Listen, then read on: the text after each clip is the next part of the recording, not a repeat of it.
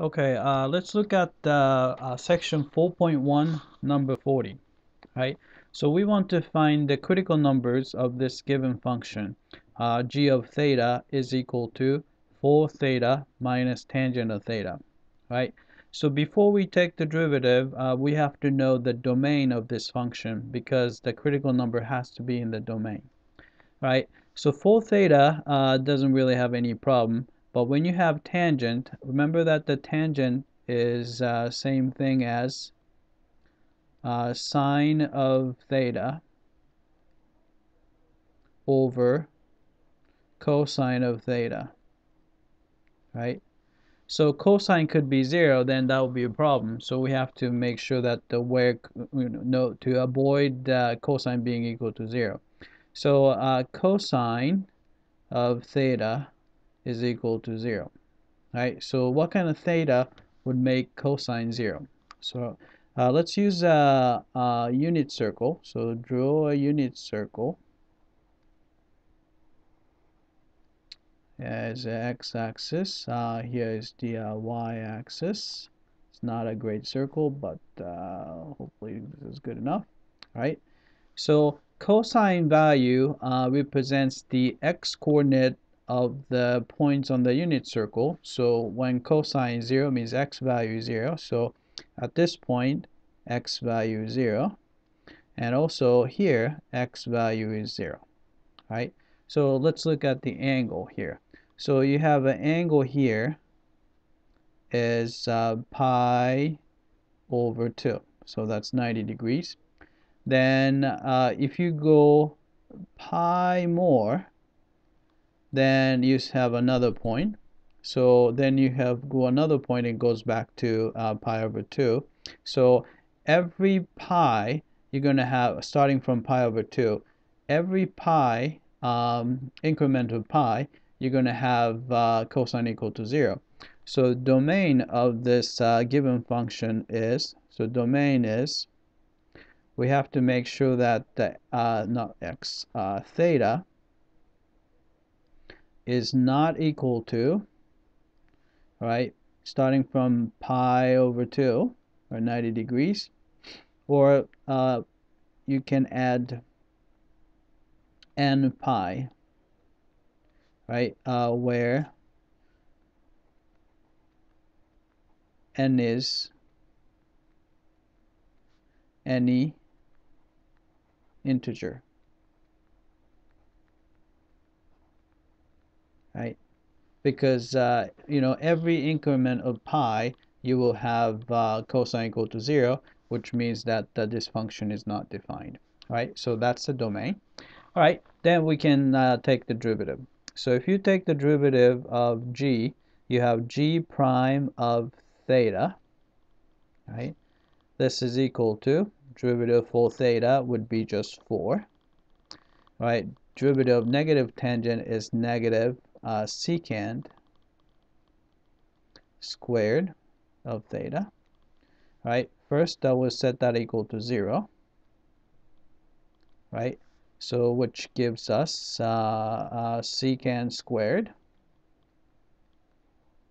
equals 4, right? Which means that the secant, taking a square root of both sides, we got plus or minus square root of 4 is 2, right? If you don't like secant, secant is a reciprocal of cosine, so cosine of theta should be plus or minus 1/2. All right. So we look for the angle which make cosine either positive 1/2 or negative 1/2. Right. So let's do that unit circle again. Right. So we have a unit circle. Right. Then we want the x value, since it's a cosine value, to be positive 1/2. So this is a unit circle, so this is 1. That's the origin. So it's just the 1/2 is right here. So we're looking at the points right here and also right there, right? Then we look at the angle. So you can see that this is the angle. It's 60 degrees, so it's pi over 3. And this is just a negative side, so it's negative pi over 3, right? And also we have to look at the negative 1/2 too. So negative 1/2 would be somewhere on there. And so you have a couple points here and there, right? But you can see that we can achieve this angle by adding pi to negative pi over 3. And you can achieve this angle, so from here to over there, by adding pi to pi over 3. And every increment of pi, just like before, we're going to get the same value, either positive or negative 1/2. Right? So this means that we want theta to be, right? First, pi over 3.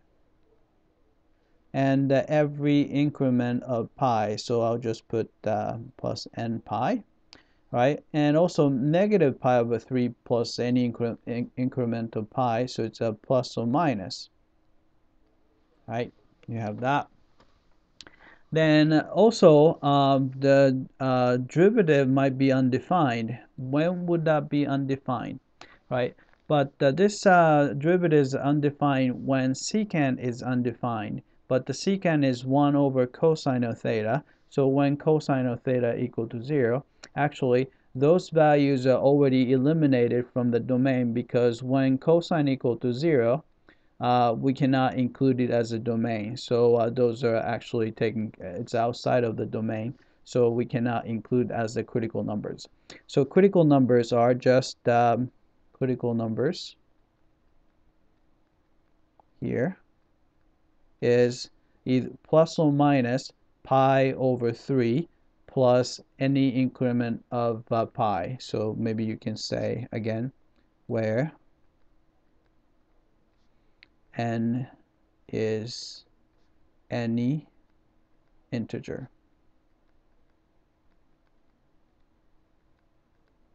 And it could be a negative integer too. But anyway, so this is how you write the critical numbers. And this is pretty much the best way you can do, because there are infinitely many critical numbers. So this way we get to take care of all of the critical numbers in this form. All right, that's it. I hope that this was clear.